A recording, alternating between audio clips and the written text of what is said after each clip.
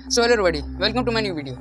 तो previous lecture में हमने अब्सर्डिज्म की फिलॉसफी के ऊपर बात करी थी कि अब्सर्डिज्म की फिलॉसफी होती क्या है। हमने थोड़ा उसके बारे में बेसिक्स जान लिया था।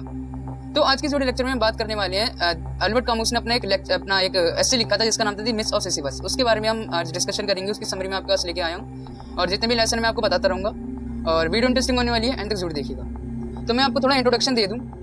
जो मिथ्स ऑफ सिसिफस है, अल्बर्ट कामुस ने लिखा था, जो अपनी एक फ्रेंच लैंग्वेज में लिखा था और उन्होंने ये 1942 में पब्लिश कर दिया था। और इसी के साथ साथ इसी साल में इन्होंने अपनी एक स्ट्रेंजर्स नाम की नोवेल लिखी थी, जो कि इनकी one of the most famous novel लिखी गई थी इनके द्वारा। और वो भी इन दोनों काम की वजह से अल्बर्ट कामुस जो थे उन्होंने अपनी रेपुटेशन बना ली थी। वो अच्छे खासे फिलोसोफर माने जाने लगे थे। उनका काम जो है वो लोगों को पसंद आने लगा था। हमने थोड़ा इंट्रोडक्शन तो जान लिया, अब हम बात करने वाले हैं मिथ ऑफ सिसिफस, एस्से के बारे में।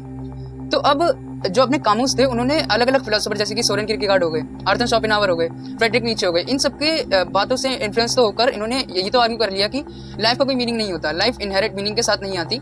तो लेकिन जो ह्यूमंस होते हैं वो हम हमेशा ट्राई करते रहते हैं कि अपनी लाइफ का मीनिंग बना ले और उन अनआंसरेबल क्वेश्चंस का आंसर करने की ट्राई करते रहते हैं। और ऐसी पूरी जिंदगी में हम अपनी मीनिंग ढूंढते रहते हैं और ऐसे ही करके हम चले जाते हैं। तो इसीलिए अल्बर्ट कामुस ने यूज़ करा सिसिफस का, जो कि एक मेटाफर है ह्यूमंस के लिए।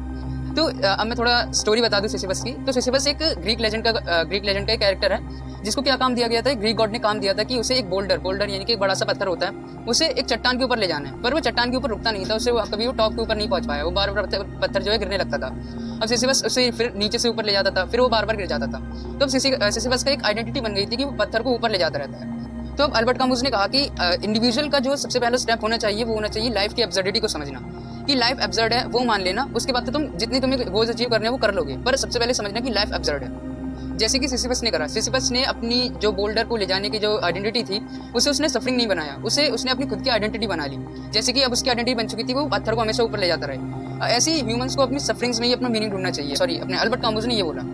तो अब अल्बर्ट कामुस के इसके मिथ्स ऑफ सिसिफस में हमें यही बताना चाह रहे थे कि कैसे हम ह्यूमंस अपनी मीनिंग को बार बार ढूंढने का ट्राई करते रहते हैं और जब भी हम फेल हो जाते हैं हम कैसे उदास हो जाते हैं। पर हमें ऐसा नहीं करना है, हमें अपनी सफरिंग में ही अपना मीनिंग ढूंढना है, हमें अपना खुद मीनिंग बनाना है। तो इससे हमें पता चलता है कि एब्सर्ड एक कॉन्फ्लिक्ट है हमारे मीनिंग ढूंढने की पुकार में और एक अनरीजनेबल साइलेंस में, कि हम यहाँ से चिल्लाते रहते हैं कि हमें मीनिंग मिल जाए, पर यूनिवर्स वहाँ से साइलेंट है।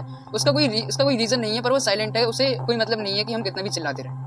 तो आज के वीडियो लेक्चर में इतना ही, और मैं ट्राई करूंगा बेहतर करने का और कई सारे नए टॉपिक के ऊपर वीडियो बनाने की मैं ट्राई करूंगा। अगर कोई गलती लगी हो तो आप कमेंट सेक्शन में बता देना, और जब तक अगर वीडियो आपको अच्छी लगी तो लाइक करना, चैनल को सब्सक्राइब करना, और जब तक के लिए stay tune. Thank you and bye bye.